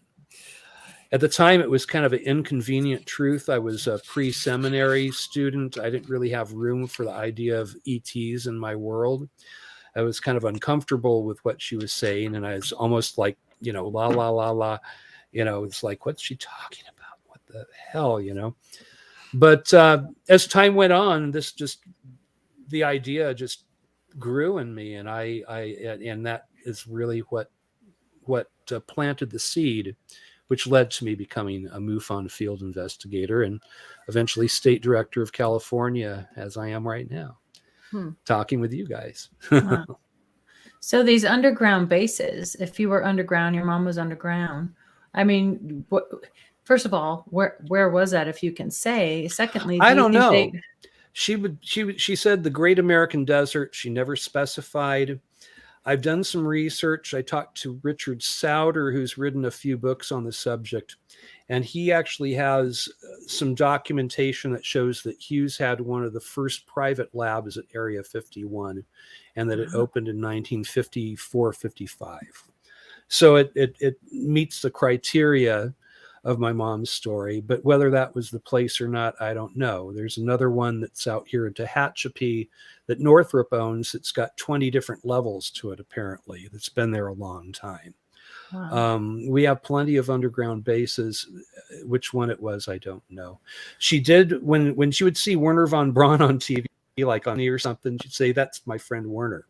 Oh, she said that she knew him, that he called her Betty Grace, which was her first and middle name put together. And wow. She said he was a charming man. So that's my mom. Yeah. We all know Howard Hughes kind of lost his mind there, Yes. I mean, could that be because of his contact with ET or extraterrestrial Maybe. beings? Or, it makes you wonder, doesn't it, a little bit? Ontological shock is a thing. And if you don't have anything, it can throw a person's life into a totally different direction. That's what it did with me. So could be of one of the things that added to his paranoia. Yeah, absolutely. Do you think Lucas could have gotten downloads to create all of this? Perhaps. I think that certain science fiction writers maybe knew stuff. Arthur C. Clarke, some of his books are pretty close to what I found things really are, like. Yeah. And Spielberg and Lucas are certainly interested in this, and they keep returning, to the subject. So, yeah. Can I also just ask quickly, did your mother ever mention back engineering? She never mentioned it. Okay. I did read, The Day After Roswell and some other books when I was first looking into this phenomenon seriously on my own, and I certainly remembered my mom when I was reading that particular book. So, Earl, I got a question for you on abductions. Now, I've been studying the physical effects of people who have been abducted, and we know that the government now, we've talked about this at our meetings, we know that the government is now studying the physical effects of people who've been abducted, have encounters, and there's actually been people who've had physical injuries as far as neurological injuries, symptoms of all different types of things. What is your take on it? There may be some side effects from contact as well. I don't know. That is an issue, and that is a question. Could it be their type of communication, telepathy? I don't know if that would be doing it, because I think that my guess is, we have the equipment for that. the hypothalamus of the brain, it has these two little, it looks like antennae, you know, and you see it represented in the Eye of Horus. If you look at Egyptology and look at the, you know, look at some of the figures that they, you know, that they drew of their, you know, gods and entities. But the third eye is based on the hypothalamus, and that's supposed to be the pituitary and the hypothalamus area is the seat of consciousness. It's the seat of personality, and they also believe that it's the seat of telepathy. The people that are looking into this, from what I've heard, that there have been government studies on the subject that certain people have signed NDAs on, so they can only give so much information out. But I've heard that there is a change in experiencers in the hypothalamus area, and it seems like their intuition, their telepathic abilities are amplified, and it may be an actual biological change that takes place. That would make sense. Like that a lot of experiencers talk about, you know, the lucid dreaming and the interacting with the dreams and all that has to do with It's that. very common. Very common. I also hear a lot of experiencers that suffer with autoimmune disorders and Yes. rashes and things. Have you heard that as well? Yeah, that's a thing, you know. I don't know. I keep on looking for markers in common in these cases. And I've noticed a lot of people with, you know, immune diseases and stuff tend to be experiencers. Also, O negative, O positive blood, RH type blood. Those bloodlines seem to be of interest to our visitors. More oftentimes than not, I'll hear from an experiencer that they're one of those blood types. I mean, you mentioned your mom, but do you believe anybody else in your family has had any contact or were experiencers? Maybe. You know, nobody else ever really spoke about it, but I know that my mom had what she called a incident with ball lightning when she was 16 years old, when she was living in Iowa. And her description of what she went through is not ball lightning. Ball lightning only lasts a matter of seconds, if that. And this was a ball of sparks that retained its shape. It pushed its way through their screened-in patio. It was summertime in Iowa, you know, Muscatine, Iowa. It gets very, very humid. So they would sleep on the porch. And this thing was hovering over her sister, and then it came over to where she was. Then it went and it pushed its way back through the screened-in porch. My mom, and she ran after it. She said that she ran into the neighbor's cornfield, and this thing was as though it were waiting for her about 30 feet in the air. And she got right under it, and she was looking up at it, and it popped like a soap bubble, and it smelled like an electric train transformer, which is ozone. So it was an electrical phenomenon, but it was under intelligent control. It was waiting for her, and it hovered over her sister. It went to her like eye level, like looking at her. Yeah. And I think of it as a Foo Fighter. It sounds much like the Foo Fighters of the 1940s. It would have been the right time period for that too. Sure does. That's true. That time period. Yeah. So we know that you have a nursing background, and our co-producer Amanda actually was asking about side effects. You know, some people, like we said, can have really good experiences with contact, but a lot of people can suffer anxiety, depression, even mental illness, you know, can be brought on by this life-changing event. Yes. And I just wonder how you as a nurse can bring even more to your role at MUFON. If I see somebody that I think needs some psychological counseling or you know, help in that way, I'll encourage it. And I'm never judgmental about it. You know, I'll mention my own experience that it threw me, and I know people. I know, you know, even Kevin Day went through a real difficult period after he had his experience on the Princeton back in 2004, where he was very confused, and he kind of he talks about it, so I think I can talk about it. He talks publicly about it, that now he's clean and sober, but he was kind of trying to tamp his emotions and his feelings down with alcohol. And so you know, people go through this. People deal with it better than others sometimes. I've known some people where there's one gentleman, this German guy who he had the same implant pulled out of his ankle 5 different times. It's almost like it was this running gag. You'd have it surgically removed, he'd come home, and they'd come back, and it would be reimplanted. And for him, it was very upsetting to him. He didn't want to have anything to do with his entities. He wished he hoped that sometime they'd get sloppy and forget to paralyze him so he could throttle them, and he was serious. And I've heard, Dan Sims, is that the guy's name? Sims, the UFO hunter guy, he's had people that said that they slept with rifles to try to keep them away, and that's not gonna. You might start an interstellar war or shoot your neighbor. So I would say no, but we laugh. That's happened though, Earl. People have taken shotguns out and just shot at their neighbor's yards. People have shot at UFOs before, and apparently they see radar as a weapon. That's what they shot at. The Princeton used deep radar, and when they hit the Tic Tac with the deep radar, that's when the Tic Tac got serious, and when they started getting played cat and mouse with. And I've talked with a couple of the scientists over at SCU, Rich Hoffman's group, where they wrote their big paper, on the Tic Tac. And they a lot of them feel like when we use deep radar on these craft, that it's seen as a hostile act. So, and we don't want to be seen as hostile. Anyway.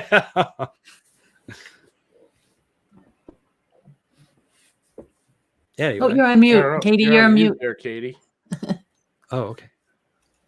Sorry. I keep doing that because I sneezed a minute ago, and that's okay. Myself. Talking about Kathleen Marden, again, she's going to be our guest next week, and she told me this terrible case of this witness that had literally chained himself to the bed. You guys probably know about that one. I mean, he was so terrified of being taken repeatedly that he literally chained himself to the bed at night, and that absolutely breaks my heart. And that's why the ERT is so important. If somebody's really suffering like that, to just help get them, in contact with somebody that can help them, because that's no way to live. That's absolutely miserable. You have to be really open-minded and non-judgmental. The ERT, it takes a special person. I think that if you have a background in healthcare,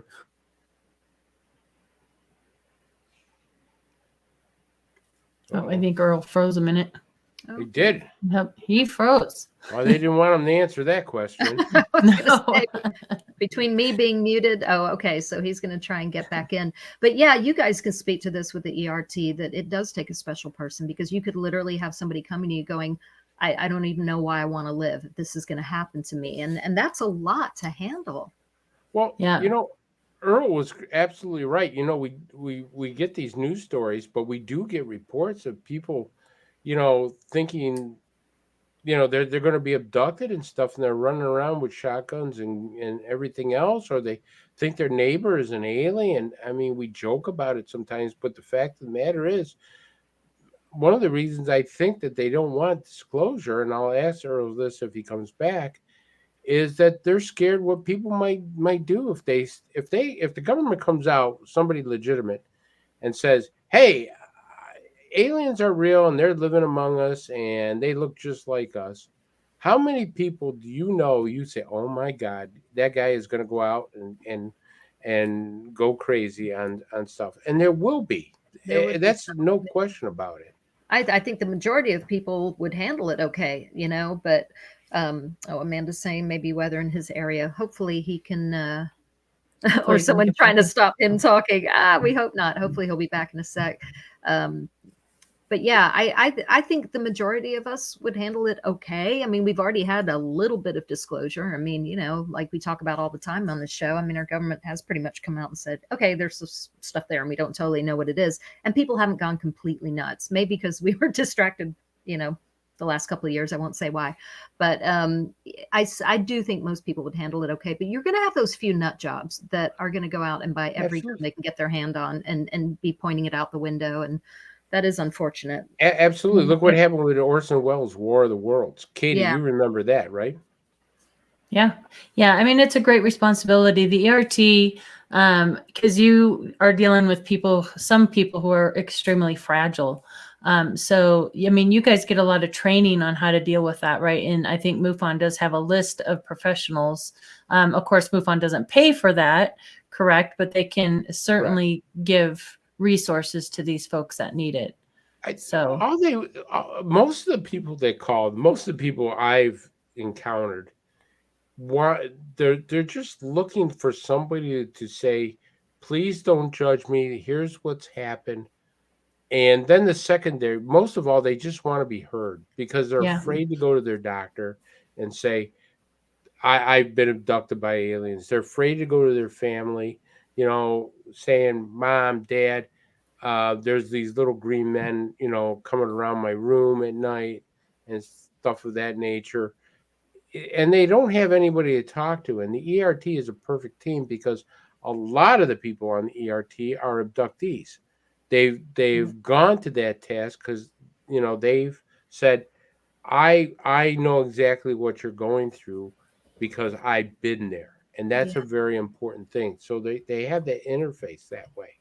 Yeah, that is, like you said, people just really need to be heard. And I think the best thing we can do is tell our stories and keep getting it out there and, destigmatizing the whole field. It's also important, obviously, that people come forward when they're ready to tell what they're comfortable with, because it is a really big deal to come out and say that you've had any kind of contact, like you said. And how many people have you heard from on the ERT, like people that come to you and literally say, I can't even tell my spouse that this happened to me. Correct. And I mean, can you imagine what it's like to go through life like keeping that big of a secret? I mean, I think we were just talking last week about how weird it is. Just get up and go to work, like, take your kids to school, and no big deal. I got, something was in my room last night and drew blood, and I think I went somewhere. I mean, it is really hard to just keep going. So, like you said, as long as somebody can listen and not judge and be really open-minded, I just think the ERT are saints for being able to do that. Yeah, and unfortunately, a lot of these contacts and abductions happen at very fragile, like prepubescent times when you are just beginning your, going into your teen years. You hear that often. And so you're kind of confused anyway, and you're going through all these emotions, like high, how everything matters to you when you're that age, and boys and girls and all of that confusion. And then you enter that. And it's so confusing, and you shut down and you question everything. And oftentimes when you're at that age, you don't reach out at that point. And it takes years to digest it because you feel isolated, you feel alone, you feel confused, you're questioning everything. And then eventually when you come around to like going, what the heck? And it seems to me, at least I've noticed, and Chris, maybe you can answer this, that this seems to happen, younger ages or teenage years. Then later on, it's almost like they come back and check in with these abductees and contactees, or put them on this other path to maybe do a mission or a job or whatever they're being downloaded with. Have you found that with the work you've done in ERT? I have, and I will tell you this, that younger people have been abducted, and then they'll go years, and they all of a sudden now having another abduction. But the abduction may be different. The first abduction may be a scientific abduction, maybe one where they're probing you, or they're collecting samples, or they're doing certain things. But then what I see is years later, the abduction is almost like a classroom or a download experience. The abduction becomes not of let's prod you and stuff like that, but we're downloading. Like Earl was talking about the police officer that had this download.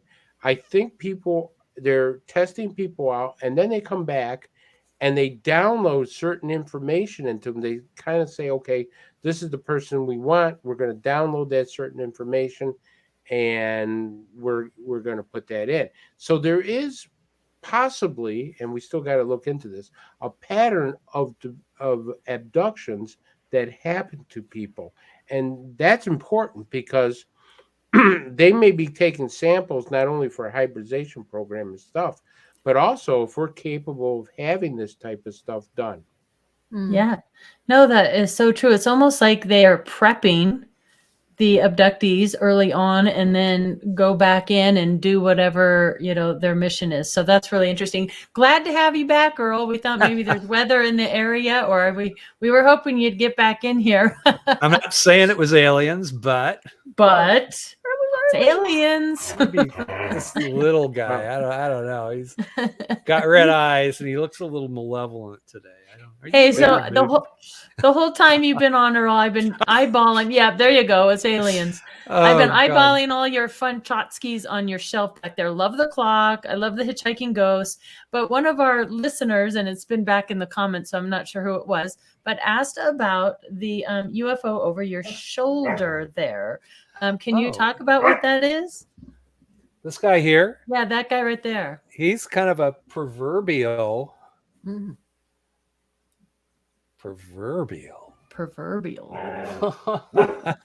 dog likes that. From giant rock and those encounters back in the days of contactees.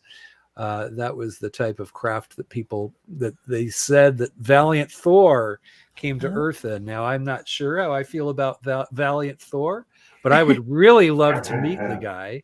I'd love to be in contact with Valiant Thor. If you're that was a wild story. That also kind of looked like Billy Myers. I don't think the dog liked Valiant Thor. You like Valiant Thor? Do you know apparently Valiant not. Thor? Oh, he's totally into Valiant Thor. For a snack, it sounds like maybe. Yeah. Doesn't that look like he wants raw meat? I've got one of the, hold on. I've got more stuff. Oh, wow. There you go. No, wait. No, is that Grateful Dead or Einstein? I can't tell. That's Grateful Dead. That's Jerry Grateful Garcia. Dead. I've got my Area 51 UFO up there. I got lots of Beatles stuff because I'm a Beatles guy. And I do have the hitchhiking ghosts, the grim grinning ghosts from Disneyland. My buddies. Oh, hey there. Albert. Dance around. I love Albert. that stuff. Be perfect. You gotta love. We're all adults that love toys. I've got a whole shelf. Of them. I know. That's true. It's a thing. It's a thing. Speaking of staying young at heart, we've got like 5 minutes left to the show. So just really quickly, we were talking while you kind of beamed away before you came back about how young people. We're just trying to figure out if there's this pattern, of contact that happens when you're young, and then maybe again in teenage years and 20s. Just as an investigator, if you've seen that too. Again, we've just got a few minutes left, but have you seen that pattern? Yes, I have. It's I was obsessed with outer space when I was a little kid. I remember one of my earliest memories is on the swing set my dad built, like out of wood, the way that they used to do back in those days. It was not IKEA. He got like the lumber and built this thing. They had monkey bars, and I took some of the leftover lumber and I threw together a reasonable facsimile of a spaceship. I thought, and drew little control panels, made my dad haul this thing up to the top of the monkey bars. I guess I must have been 3.5 or 4 years old, but they were had a little more liberty towards their kids back then, And so I climbed up to the monkey bars. I'm up there waving at the sky, singing, and my mom's like goes to the window. It's like, who are you singing to? It's like the space people, Mom. I'm waving and singing to the space people. And here I am, I'm going to be, speaking of the Beatles, when I'm 64. Well, yeah, I'll be that next month, all these years later, it's like, 60 years later, here I am. I'm still waving and singing to the ETs. So yeah, that happens to I'm a Gemini. Yeah. Somebody mentioned, are you a Gemini? Apparently a double Gemini with Cancer rising, which supposedly mellows me, I guess. Oh, okay. I don't There's know. so many songs with UFO ET references. I think there was a speaker that spoke about that, but I find that fascinating. It's like this. A lot of musicians. Artists, musicians. Yeah. Jimi Hendrix said that he had contact. Stevie Ray Vaughan, apparently, and John Lennon. And I even asked May Pang, who was John Lennon's mistress at the time, during his little lost weekend. But he was in New York. They had a apartment together, and he's standing at the picture window, and he sees a UFO. It's flying between the buildings. And he called May out. He said, "Tell me what I'm looking at here." And she comes out and she's standing next to him, and the thing just flew right up to their window. It was hanging there, had lights spinning around the bottom like a carnival ride.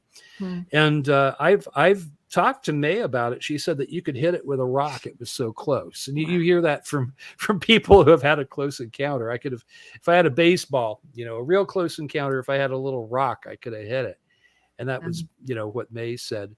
And I don't know if, maybe, musicians and artists and thinkers and philosophers are being contacted on purpose. Maybe those are the folks that, have the heart of humanity, at least in mind.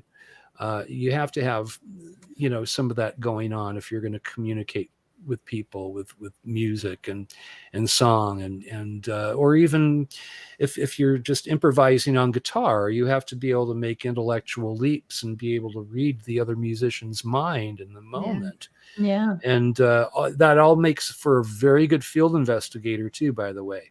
That's right. One of my best field investigators right now is a rockabilly guy, Gino. Nice. Mariginella, and he's a rockabilly guy. He's playing his gigs, and I know he just closed a really good unknown just recently. Right. So, well, we only have just a few seconds left, Earl. You've been just a delight to have on. I hope everybody can get out there to the Denver Symposium and see Earl and hang out. I think we're going to have a blast sitting around the fire pits and chit-chatting and having a drink and laughing and all that. So thank you so much for being here. Thank you, Katie Cook. Thank you, Chris, Jerry, and Jenna, and Amanda, our co-producer, and Bill Skywatcher. Next week, we have Kathleen Martin, so I hope you all join us there. Earl Grey Anderson, I hope you write a book someday. I would love to see you. You have so many sightings in California, and we didn't even get to those. So I'm really hoping you'll come back here in a couple months, and we can get into your music. We didn't touch on that. We didn't touch on these cases. There's so many more things we wanted to talk to you about. So I hope you will come back and join us here in a while. Thank you to all our listeners, and we hope to see you next Tuesday night. Have a good rest of your week and an even better weekend. All right. Thank you. Bless you guys. Thank you. Thank you, Earl. Good night. Thank you, Earl. Awesome.